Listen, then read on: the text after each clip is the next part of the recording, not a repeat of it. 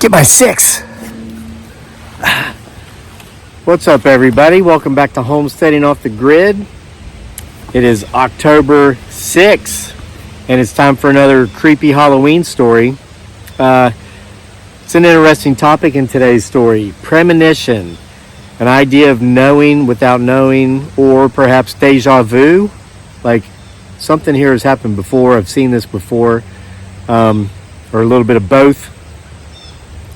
If it looks as if I'm sitting in the exact same spot as I was yesterday, at the exact same time of day, wearing the exact same clothes, it's because we may or may not have picked up a couple of strange entities back here in the background yesterday during the reading of yesterday's story, and I'm trying to replicate everything exactly to see if we can have them show up again. That's not true. That's a lie. I just told you a bald-faced lie. I'm making 2 videos today because I figured I just got this idea. I might want a day off in the month of October. So I'm making 2 videos today, and I'm saving one until tomorrow, which is today. So hey, I might have lied, but at least you got to experience time travel, brah. And that goes along with today's story, deja vu. Has this happened before? Have I been here before? Something seems familiar. That part actually wasn't planned, but man, what a hell of a job I did linking that together, huh? You'd think I was a storyteller. All right, let's get to it. It's a story called Jumper. Because while I was writing this story, I was listening, it happened to be a throwback Thursday, and I was listening to some Third Eye Blind, who I saw in concert in Virginia Beach 20 years ago, open up for the Goo Goo Dolls. Remember that song, Jumper? I wish you could step off from that ledge, my friend. I did hear that tree knock, and I just told you another lie. That's not why this story is called Jumper. You'll find out why this story is called Jumper. I gotta stop lying and get to the story. No? Okay, I'm going to quote Stephen King at the beginning of his book on writing, in which he gives most of the advice he knows. He says all, but I don't believe that. I don't think any true magician ever reveals his best tricks. A lot of folks have asked me, what advice would you give me as an inspiring writer? Best advice I can give you is go buy the book called On Writing by Stephen King and read that, because he knows more about it than me.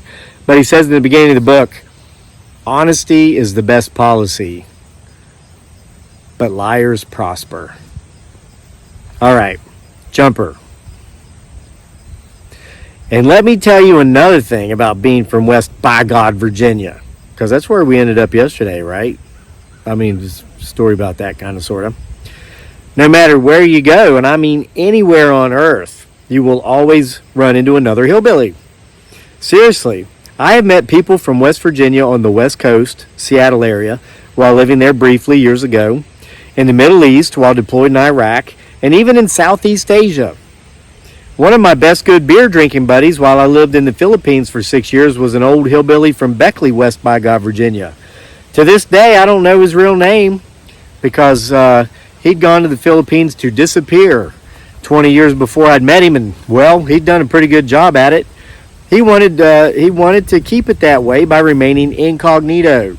But hey, again, he usually covered my booze tab when I was broke, so I never minded looking the other way every time I called him Al. And no, he did not call me Betty. This said, well, written, but now said, it should come as no surprise when I relate this story, told to me by a man from, you guessed it, West by God, Virginia. At least he had been for a time, that I met once while my beautiful bride Dearly, also known as Giggly Girl on our YouTube channel, Homesteading Off the Grid, because, well, she giggles a lot, and our son Daniel and I were visiting Jamestown in Virginia. Technically, the man was actually from Charlottesville, Virginia area, same as us at the time, but he'd attended college for 4 years at Marshall University in Huntington, West by God, Virginia, back in the late 1970s. Okay, so technically he wasn't born or raised in West by God, Virginia. Thought I heard a growl.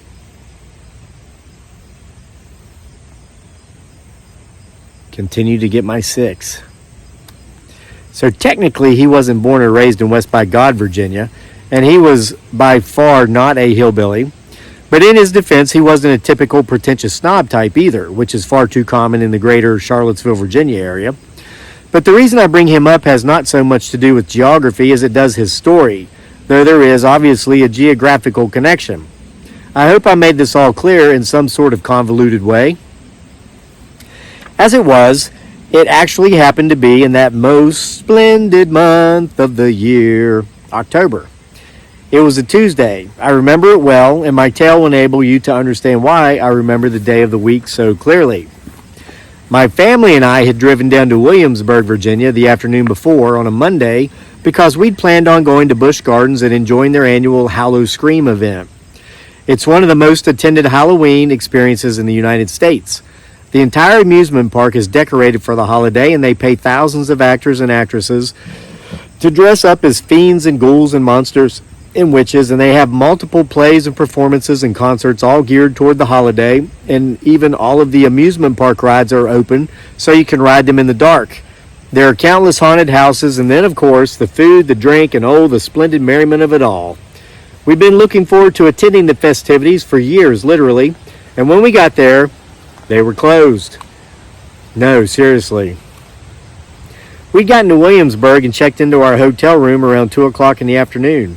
I took a short nap while my wife and our son swam in the hotel's pool, and by 5 o'clock we were in the truck and ready to go, and a couple of minutes later, and only 1 mile down the road from the hotel, we pulled into the entrance of Busch Gardens, only to find out that they were only open for Hallow Scream on Thursday, Friday, Saturday, and Sunday. Yeah, we were bummed, but we were determined to make the most of it. We decided we'd go through the drive-thru at KFC, our son's favorite, and then enjoy a night in our really nice hotel room, and then go to Jamestown the next day, as it was only 15 minutes away from where we were staying. And we'd been planning on going there for the previous 5 years or so that we'd been living in Virginia after having moved here from the Philippines anyway. Oh, but I do, before moving on to the meat and potatoes of this story, want to point out that after finally looking in more detail at the website, we did return to Williamsburg a couple of weeks later on the correct day of the week, and we did get to have our Hallow Scream experience, and well, what a story for another time. But here's your spoiler. It was amazing. That was a really amazing time. And we have a video of that on our channel. I will attempt to do my best to attach it to the end of this video. No promises. You could probably look it up. Hallow Scream, Busch Gardens, Homesteading Off the Grid. We had a great time. We might go back this year. Who knows?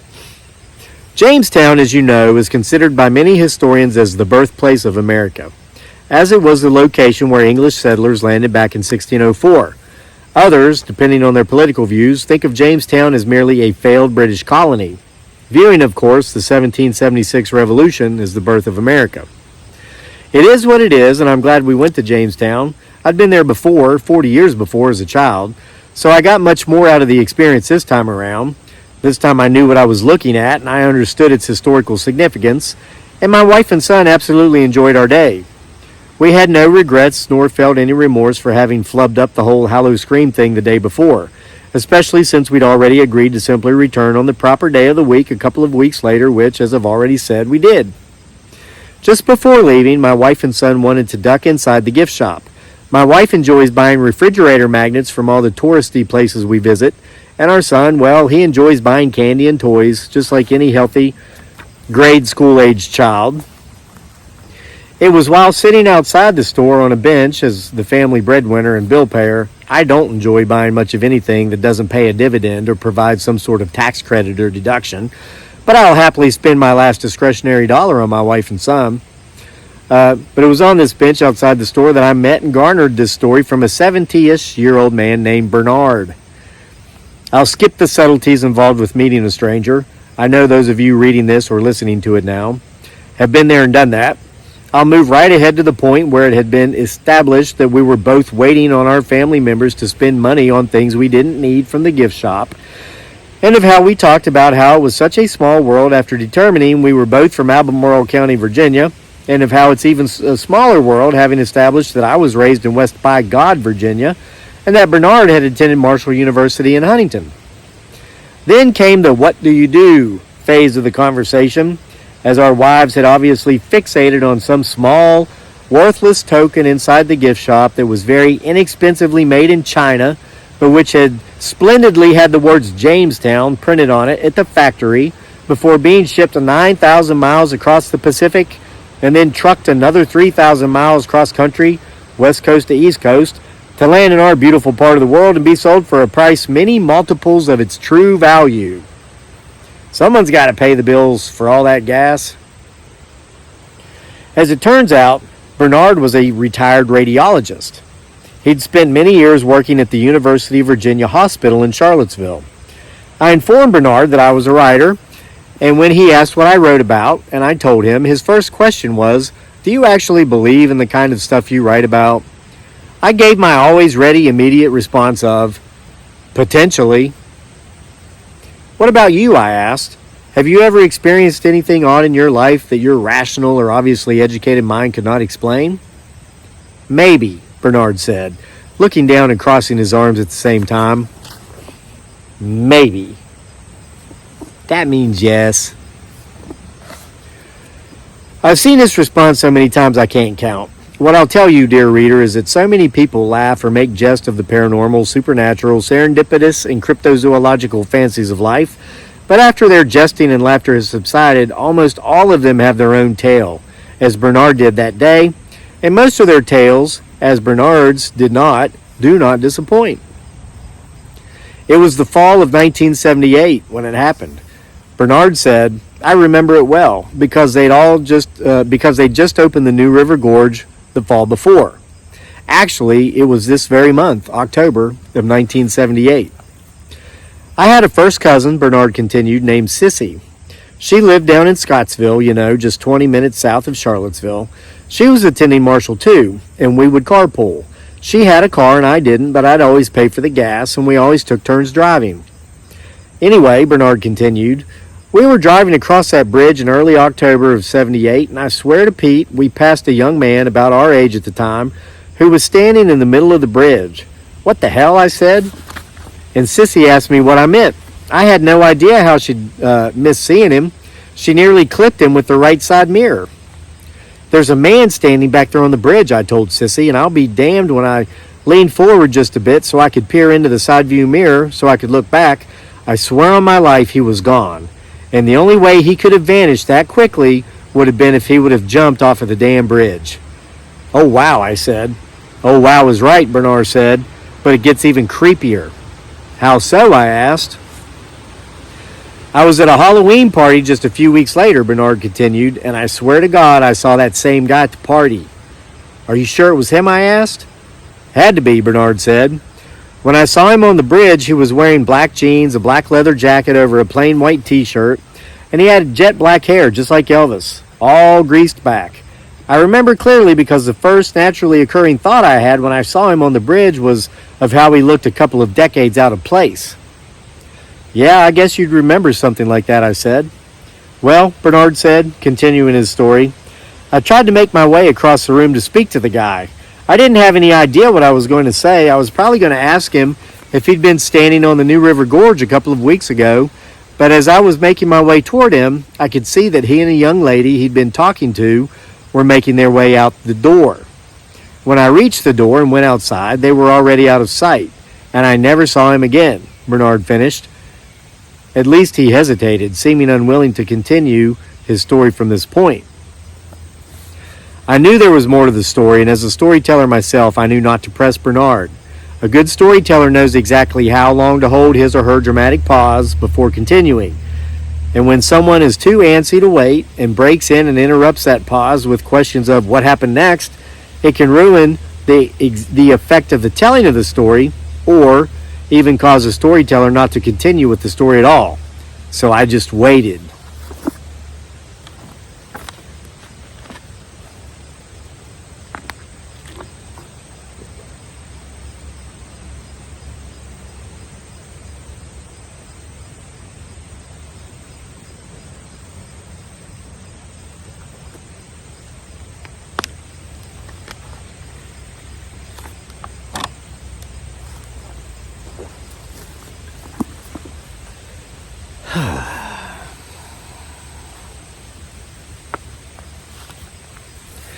Then the next week, I saw in the paper, Bernard said. Here was what I had to wait for. Turns out, Bernard continued, Whoever that guy was, he tried to have his way with that girl he'd left the party with against her will. And not only did she escape his unwelcome advances and attempts, he turned him into the police. I guess he went on the lam, and he ended up making his way to that bridge, and he jumped off of it. No way, I said. Yes way, Bernard said. There was another write-up about it a short while later. Turns out the guy was somewhat of a serial date rapist. A couple of other lady students at Marshall had filed complaints against him, and well, I guess he figured his number was up, so he just went ahead and checked out. That's freaking amazing, I said. Yeah, Bernard said. It wasn't so much that I saw the man's ghost as it is that I had some sort of premonition about his death. Have you ever experienced anything like that before or since, I asked? Only once, Bernard said. After a pause, he said. When I met that woman right there. And he pointed to a very attractive older woman walking out of the gift shop. I instinctively knew that she was the one, and we've been together for more than 40 years now, Bernard said. Wow, I said, because there was nothing else to say. I use the words wow and potentially often. Bernard introduced me to his wife, Betty. Oh, Al, back in the Philippines, would have gotten a kick out of this. Just briefly, and no mention of the story he'd told me was made. They made their way out of the building, and in pretty quick order, my beautiful wife and wonderful son came out of the gift shop, empty-handed, both of them claiming they'd rather have the money in the bank than the junk in storage or on a shelf. Oh, I've been training them well. Oh, save for the one refrigerator magnet my wife found that she liked. It's still on our refrigerator door, and every time I see it, before opening the fridge to grab a bite to eat or something to drink, I remember not just our trip to Jamestown and about how we'd gone to Hallow Scream on the wrong day, but ended up making it back on the right day a couple of weeks later and having a splendid time. I also remember Bernard and his amazing story. The end. So if you enjoyed that story, you can get them all, read them yourselves. Autographed copies of October Nights Part 2, 31 More Tales for the Halloween season is available on our Kindle store.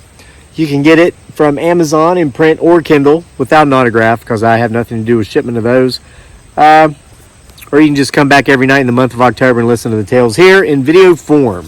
Don't forget to watch the playlist for October Nights Part 1 that we read a couple of years ago. Okay, see you again tomorrow, and hopefully I've changed clothes by then.